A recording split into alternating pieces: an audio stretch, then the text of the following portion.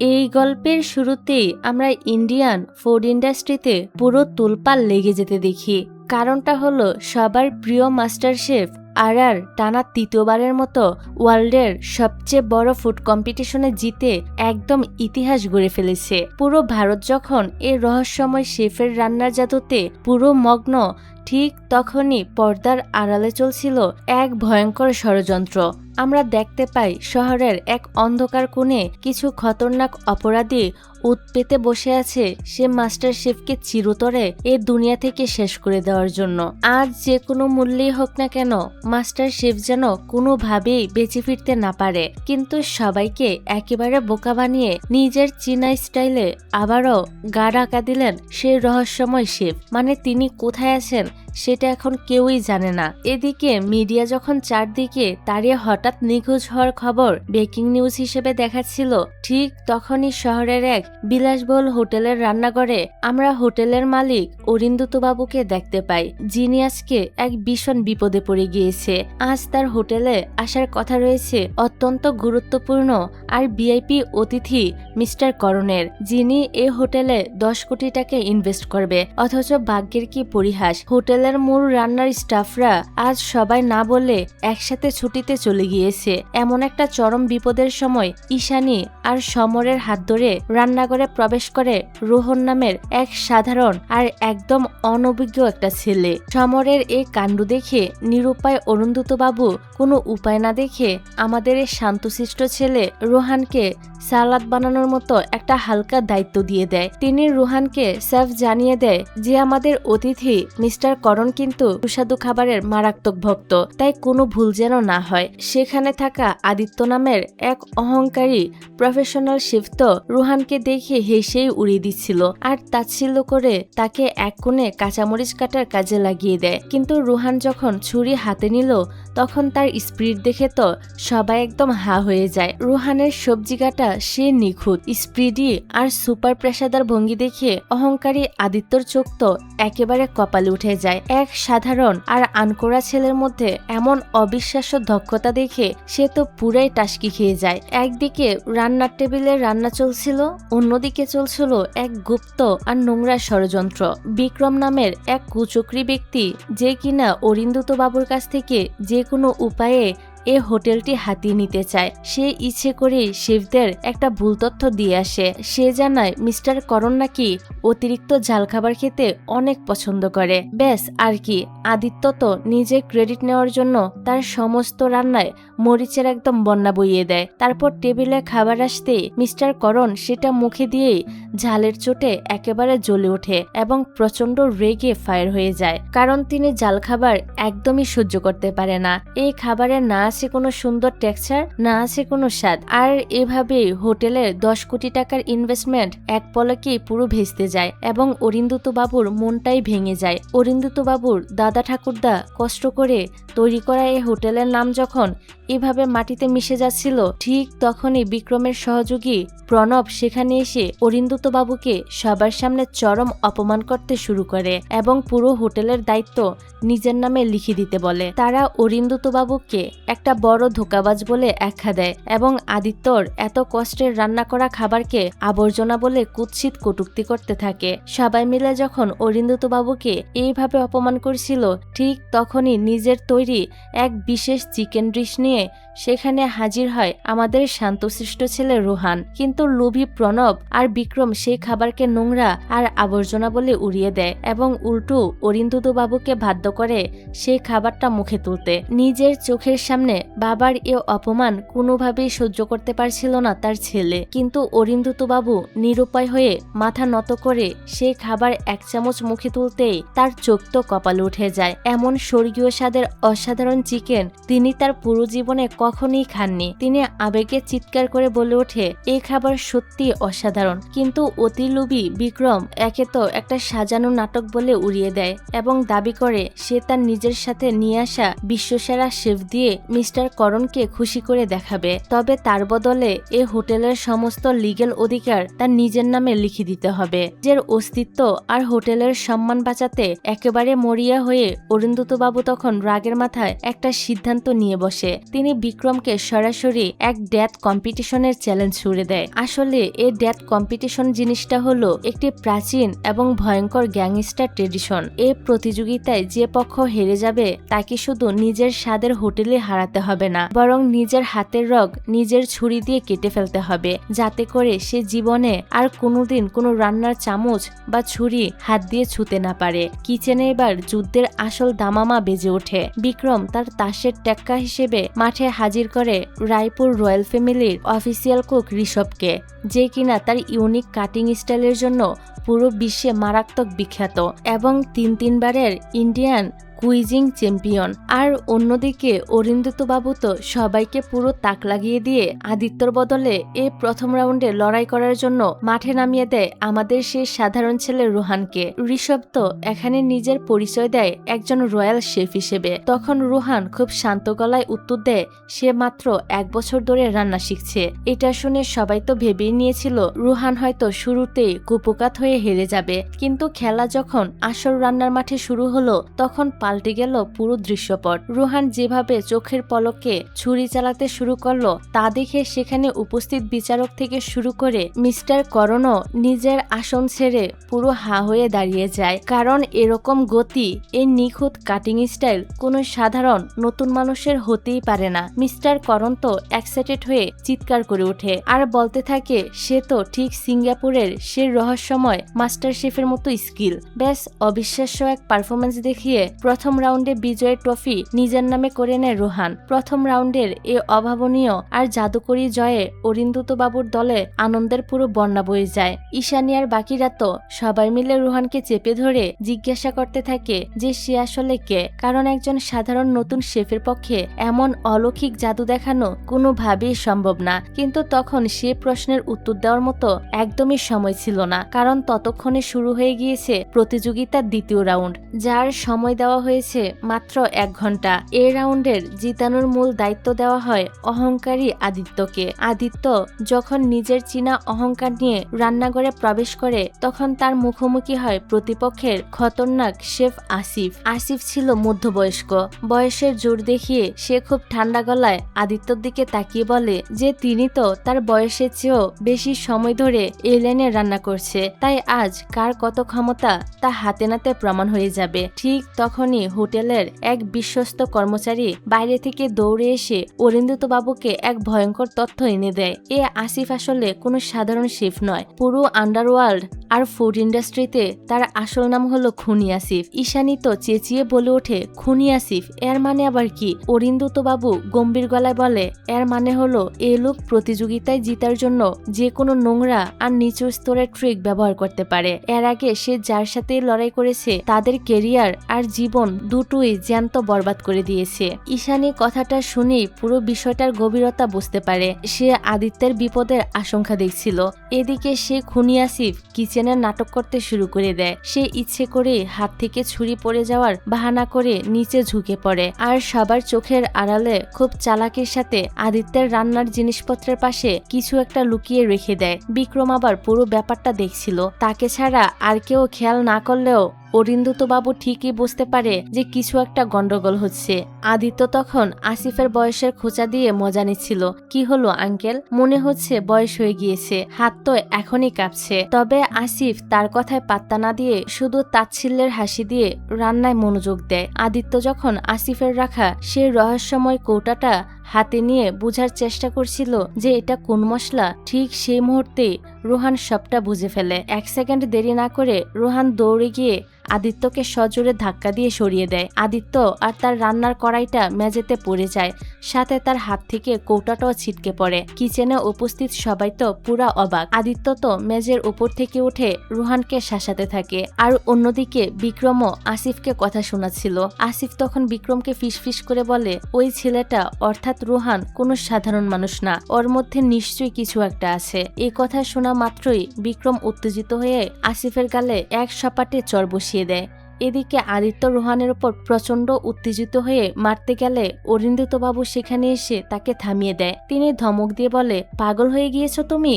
ও তোমাকে প্রাণে বাঁচিয়েছে। ওই কৌটাটাতে কোনো মারাত্মক কেমিক্যাল ছিল। আদিত্য তো এটা শুনে পুরাই অবাক হয়ে যায়। ঈশানী তখন বলে, আমাদের এখন করণ স্যারের সাথে কথা বলা উচিত। কিন্তু অরিন্দুতবাবু ভেঙে পড়া গলায় চেঁচিয়ে বলে, তাতে কিছুই হবে না, আজ আমাদের কথা কেউই শুনবে না। হঠাৎ করণ এগিয়ে এসে ঘোষণা করে, সময় শেষ হয়ে গিয়েছে। আদিত্য সময় মতো রান্না করতে পারেনি, তাই দ্বিতীয় রাউন্ডে বিজয়ী হলো আসিফ। এর পরবর্তী এবং লাস্ট রাউন্ডে সিদ্ধান্ত নেওয়া হবে এই হোটেলের আসল মালিক কে হবে। আদিত্য অরিন্দুতবাবুর হাত ধরে কাঁদতে কাঁদতে রিকোয়েস্ট করতে থাকে, আমাকে একটা শেষ সুযোগ দিন, এবার আমি দেখিয়ে দিব। বিক্রম তো তখনই চেঁচিয়ে অরিন্দুতবাবুকে বলে, ভাই এবার হার মেনে নাও, অত্যন্ত অপমান থেকে তো বাঁচবে, এ হোটেল আমিই নিব। তবে অরিন্দুতবাবু বিক্রমের কোনো কথা কানে তোলে না। তিনি সোজা রুহানের কাছে গিয়ে তাকে ধন্যবাদ জানায়, কারণ রুহান না থাকলে আজ আদিত্য হয়তো প্রাণী হারাতো। রুহান শুধু মাথা নিচু করে বলে, এটা আমার কর্তব্য ছিল। তারপর তৃতীয় রাউন্ড শুরু হয়ে যায়। বিক্রম এবার তার সবচেয়ে জবরদস্ত শেফ রোহিতকে মাঠে নামায়। বিক্রম তাকে হুঙ্কার দিয়ে বলে, এবার তোমার হাতেই সবকিছু, তোমাকে এই ম্যাচ জিততেই হবে। ওই শেফের মুখে একটা মাস্ক পরা ছিল। করণ বলে ওঠে, বিক্রম তুমি তো এবার স্টেট চ্যাম্পিয়নদের লাইন লাগিয়ে দিয়েছ, এও কি কোনো স্টেট চ্যাম্পিয়ন নাকি? বিক্রম তখন অহংকার নিয়ে জানায়, এ সাধারণ কেউ না, ও হলো ওয়ার্ল্ড কুকিং চ্যাম্পিয়ন, যে তিনবার বিজয়ী হয়েছে। এই হলো সে মিস্টেরিয়াস মাস্টার শেফ। এটা শুনে ঈশানীরা সবাই তো একটু ঘাবড়ে যায়, কিন্তু রুহান এক কোণে দাঁড়িয়ে মিটিমিটি হাসছিল। সবাই যখন কানাঘুষা করছিল যে এইটা হলে সে মিস্টেরিয়াস মাস্টার শেফ, তখনই বিক্রম বলে, গত 10 বছরে আমি একে ট্রেনিং করিয়ে যোগ্য করে তুলেছি। ঈশানী ভয়ে অরিন্দুতবাবুকে জিজ্ঞাসা করে, তোমার কি মনে হয় ও সত্যি কথা বলছে? অরিন্দুতবাবু দীর্ঘশ্বাস ফেলে বলে, আমার ভাই শয়তান হতে পারে, কিন্তু তার ক্ষমতা নিয়ে সন্দেহ নেই। তখনই সবার মাঝখান থেকে চেঁচিয়ে ওঠে আদিত্য। সে ঘোষণা করে, আমিও স্টেট লেভেলের চ্যাম্পিয়ন, আমাকে আজ পর্যন্ত কেউই হারাতে পারেনি, আমি ওর বিরুদ্ধে লড়াই করব। কিন্তু অরিন্দুতবাবু তাকে থামিয়ে সরাসরি রুহানকে গিয়ে জিজ্ঞাসা করে, তুমি কি আমাদের তরফ থেকে তৃতীয় রাউন্ডে লিড করবে? ঈশানী আর আদিত্য অরিন্দুতবাবুকে বারবার বারণ করতে থাকে। তাদের আশঙ্কা, রুহান তাদের টিমের জন্য লিড করলে তারা নিশ্চিতভাবে হেরে যাবে। কিন্তু অরিন্দুতবাবু সবার মুখের উপর তার সিদ্ধান্ত জানিয়ে দেয়, রুহানই তাদের হয়ে লড়াই করবে। তিনি রুহানকে জিজ্ঞাসা করে, তুমি কি প্রস্তুত? রুহানও আত্মবিশ্বাসের সাথে উত্তর দেয়, আমি তো অলওয়েজই রেডি থাকি।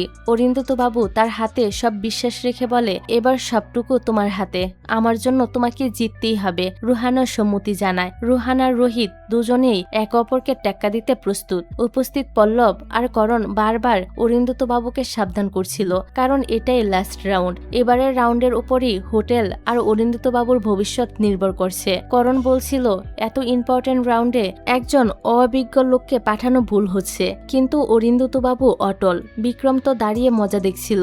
আর সে মাস্ক পরা শেফ রোহিত বলে ওঠে, হেরে যাওয়ার প্ল্যান তাহলে আগেই বানিয়ে ফেলেছেন। রুহান তখন ঠান্ডা গলায় তার দৃষ্টি আকর্ষণ করে বলে, তোমার কম্পিটিটর আমি, তোমার কম্পিটিশন আমার সাথে, যা বলার আমাকে বলো। তখনই হঠাৎ করণের মনে পড়ে যায়, রুহান যখন প্রথম ডিশ নিয়ে এসেছিল সেই কিচেনের স্বাদ অরিন্দুতবাবু টেস্ট করে বলেছিল, এমন সুস্বাদু চিকেন তিনি জীবনেও খায়নি। এসব ভেবে করণ করিডোরে যেতে নিলে পল্লব জিজ্ঞাসা করে, কোথায় যাচ্ছেন? করণ বলে, আসছি।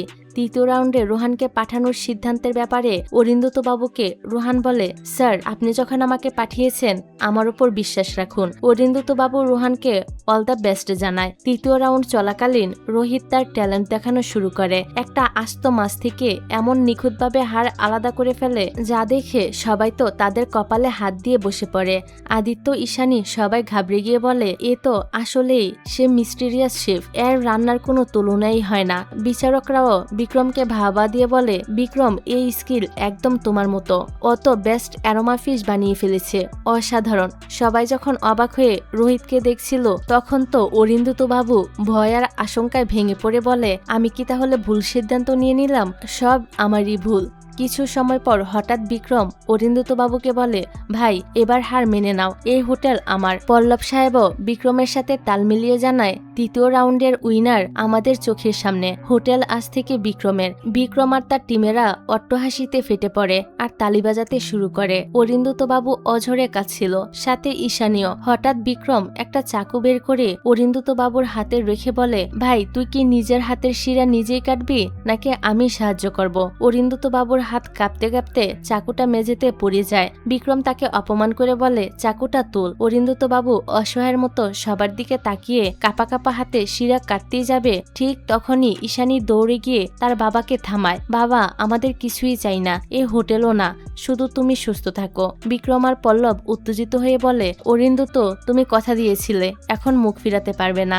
ঈশানী তো আপ্রাণ চেষ্টা করছে, কিন্তু অরিন্দুত বাবু মেয়েকে নিজের দিব্যি দিয়ে দূরে সরিয়ে দেয়। তিনি যখন নিজের হাতের শিরা কাটতেই যাবে তখনই সবাইকে চমকে দিয়ে রুহান বলে ওঠে, এখনো তো কম্পিটিশন শেষই হয়নি, ওয়ার্ল্ডের বেস্ট মাস্টার শেফের তৈরি special fish fry ready. Ishani রুহানকে থামতে বলে। অরিন্দুত বাবুও বলে, রুহান তুমি যথাযথ চেষ্টা করেছো, কিন্তু মাস্টার শেফের সামনে কেউই টিকতে পারবে না। তখনই রুহান চেঁচিয়ে বলে ওঠে, ও মিথ্যা বলছে, ও মিস্টিরিয়াস মাস্টার শেফ না। রোহিত তো উল্টো রুহানের ওপর হেসে বলে, আমি মিস্টিরিয়াস মাস্টার শেফ না হলে তুমি কি তবে মিস্টিরিয়াস মাস্টার শেফ? তখনই সবাইকে স্তব্ধ করে দিয়ে রুহান একটা আগুনের শিখা তার রান্নার ওপর ছড়িয়ে দেয়। রান্নার এমন নিখুঁত আর জাদুকরী স্কিল একমাত্র সেই মিস্টিরিয়াস মাস্টার শেফ ছাড়া আর কারোর পক্ষেই সম্ভব না। এমন অবস্থায় সবাইকে চমকে দিয়ে পুরো কিচেনে তো একটা সুগন্ধ ছড়িয়ে পড়ে। সেই সুঘ্রাণে সবাই অবাক হয়ে যায়। হেরে যাওয়া আশঙ্কায় বিক্রমের হাত থেকে চাকুটা মেঝেতে পড়ে যায়। পল্লব সেই সুঘ্রাণের জাদুতে মত্ত হয়ে বলছিল, এটা তো সেই স্পেশাল টেকনিক যেটা মিস্টিরিয়াস মাস্টার তার শুতে দেখিয়েছিলেন, আমি নিজে সেটা দেখেছিলাম। খুনি আসিফ তো অবাক হয়ে বলে ফেলে, মাছের পুরো বডিতে ফ্লেভার একদম মিক্সড হয়ে গিয়েছে, একদম স্মোকি একটা ফ্লেভার আসছে, এটা একমাত্র মিস্টিরিয়াস মাস্টার শেফ ছাড়া আর কারোর পক্ষেই সম্ভব না। রুহান, আপনি কি তবে সেই মিসিং মাস্টার শেফ? পল্লব সাহেবও তাল মিলিয়ে বলে, হ্যাঁ ইনি সে মিসিং মিস্টিরিয়াস মাস্টার শেফ। অরিন্দুত বাবুর তো খুশিতে চোখে পানি চলে আসে। ঈশানী আর আদিত্যেরও আনন্দের সীমা থাকে না। হোটেলের বিশ্বস্ত সহকর্মী সবাইকে উত্তেজিত হয়ে বলতে থাকে, এই হলো আমাদের মিস্টিরিয়াস মাস্টার শেফ, ওর নাম রোহান রাঠোর, অর্থাৎ মিস্টিরিয়াস মাস্টার শেফ। তাছাড়া ওর স্কিল একদম হুবহুব ওনার মতোই। সহকর্মী রোহানকে জিজ্ঞাসা করে, কেন সে এতদিন এই সত্য সবার থেকে লুকিয়ে রেখেছিল। রোহিত তো তখন রোহানের কাছে হার মেনে গিয়ে বলে, স্যার আপনি সে মিস্টিরিয়াস মাস্টার শেফ, আমাকে দয়া করে আপনার শিষ্য বানিয়ে নিন। এমন অবস্থা দেখে বিক্রম পুরো চটে যায়, কারণ তার এত সাজানো গুছানো প্ল্যানটা রোহান পুরোপুরি নষ্ট করে দিয়েছে। পল্লব সাহেব তো রাগে রোহিতকে বলতে থাকে, তুই বেইমান, তোকে কেউ আর কাজে রাখবে না। ঈশানী আর অরিন্দুত রোহানের কাছে এসে তাদের আগে বাজে ব্যবহারের জন্য বারবার ক্ষমা চাইতে থাকে। ঈশানী রোহানকে জিজ্ঞাসা করে, তুমিই তাহলে সে মিস্টিরিয়াস মাস্টার শেফ? এ কথা তাহলে সবাইকে কেন বলনি? কিন্তু রোহান অদ্ভুতভাবে তা অস্বীকার করে। পল্লব সাহেব তখন বলে ওঠে, আমি তাহলে ভুল করেছি, একটা ফ্রডকে উইনার ঘোষণা করেছিলাম, আগের সব সিদ্ধান্ত বাদ, এবারের উইনার হলো রোহান। পল্লব সাহেব অরিন্দুত বাবুকে আশ্বাস দেন যে হোটেলটি তার কাছেই থাকবে এবং খুব শীঘ্রই এটি 5 স্টার হোটেল হবে। ঈশানী খুশিতে বলে ওঠে, বাবা তোমার হাত বেঁচে গিয়েছে, আমাদের হোটেলও বেঁচে গিয়েছে। অরিন্দুত বাবু পরম আবেগে রোহানকে ধন্যবাদ জানায়। সবাই তো অনেক খুশি ছিল, শুধু বিক্রম আর তার টিম বাদে। তখনই অরিন্দুত হঠাৎ বিক্রমের কাছে গিয়ে গর্জে উঠে বলে, নিচে পড়ে থাকা ওই ছুরিটা তুল। বিক্রম ঘাবড়ে গিয়ে মিনতি করতে থাকে, ভাই তুই আমার সাথে এমনটা করতে পারিস না, আমি তো তোর বড় ভাই। অরিন্দুত তখন তার আবেগ আর ক্রোধ সামলাতে না পেরে চিৎকার করে বলে, তুই আমার হোটেল ছিনিয়ে নিতে চেয়েছিলি, তবু আমি তোকে জীবন ভিক্ষা দিচ্ছি, আমার সামনে থেকে তুই এখনই পালা, আর কোনোদিন যেন তোকে আমি না দেখি। বিক্রমও আর কথা না বাড়িয়ে দ্রুত সেখান থেকে চলে যায়। ঈশানী দ্রুত অরিন্দুতর কাছে এসে বলে, তুমি তাকে কেন যেতে দিলে? বাবা তুমি তাকে কেন যেতে দিলে? সে আবারও চক্রান্ত করবে। অরিন্দুত বাবু মেয়েকে সান্ত্বনা দেয়, বিক্রম মাস্টার শেফকে অপমান করেছে, তাই হোটেল ইন্ডাস্ট্রির কেউই আর কোনোদিন ওর সাথে কাজ করবে না। ঈশানী এই কথা শুনে একটু স্বস্তি পায়। অন্যদিকে রোহিত রুহানের তৈরি সেই ফিশের গ্রানে পাগল পাগল হয়ে যাচ্ছিল। সে রিকোয়েস্ট করে বলে, খুব সুন্দর অ্যারোমা ছড়াচ্ছে, আমি কি একটু টেস্ট করতে পারি? রুহান আর তাকে নিষেধ করে না। অরিন্দত বাবু আর ঈশানী নিজেদের মধ্যে কথা বলছিল যে আজকে এই বিজয় শুধু রুহানের জন্য হয়েছে। রুহান না থাকলে হোটেলটা আজ তাদের হাতে থাকতো না। কিন্তু কথা বলতে বলতে তারা রুহানকে আশেপাশে আর খুঁজে পায় না। ঈশানী বলে, আমি রুহানকে খুঁজে আসছি। অন্যদিকে করণ রুহানের তৈরি সেই চিকেন ডিশটা টেস্ট করার জন্য পাগল হয়ে সেটা খুঁজে বেড়াচ্ছে। শেষবেশ তিনি অরিন্দত বাবুর রেখে যাওয়া কিছু চিকেনের পিস পান, আর সেগুলো টেস্ট করে তিনি চমকে ওঠে, কারণ তিনিও জীবনে এমন স্বাদের চিকেন কখনোই খায়নি। এদিকে বিক্রম অন্য এক অজ্ঞাত ব্যক্তিকে ফোন করে জিজ্ঞাসা করে, আপনার শত্রু মিস্টেরিয়াস মাস্টার শেফের নাম রুহান, তাই না?